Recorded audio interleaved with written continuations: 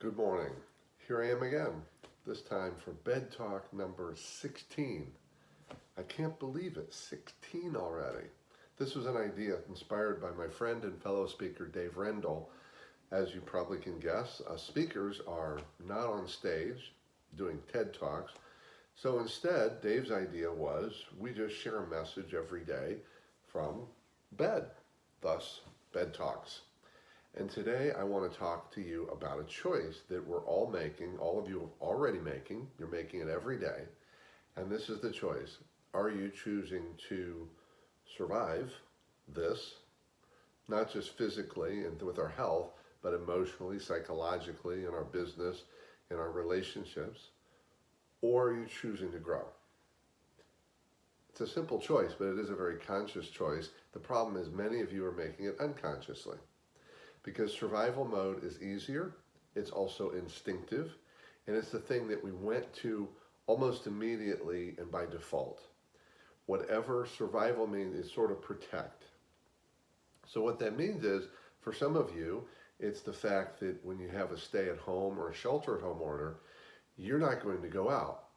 You're not even going to go outside that much because you go into protection mode. Now, being outside is not necessarily not the opposite of surviving. It doesn't mean growth, but it's so important to get outside. I've realized that for myself. It was really easy when I had to stay at home and I didn't have meetings outside and I didn't travel to go speak somewhere or to coach somewhere. I found myself not leaving my desk during the day because I have plenty to do. Trust me, my schedule in terms of time is not lighter. But it was important for me to just get up and get outside because it was easy to fall into the trap of a new habit, which is sit at the desk all day.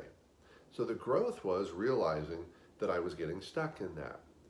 Another part of growth is, what are you learning right now? What are you learning about yourself? What are you learning about the world? What are you learning about your friends? What are you learning about the people you do business with or do business with you? What are you learning about your employer and the leaders of that organization? What are you maybe even learning about your children? And what are you learning about life and how you see the world? Now, learning can be about something specific. You know, if you've got free time right now, great time to do that project or that training or that education piece that you've been wanting to do. Oh, I want to learn to play the guitar. I never know how to do that. I never have time.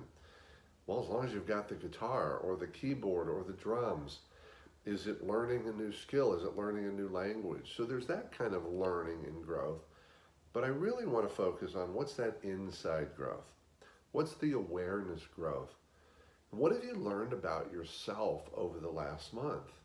What have you noticed about yourself? About how you look at things and people and situations and communication? How are you showing up in this coronavirus pandemic? And is that the way you want to show up? Now, for example, one question about growth is right now, it's easy to say, I'm either going to put the pause button on or I'm going to push the pedal down and move forward. I can tell you, I'm pushing the pedal down.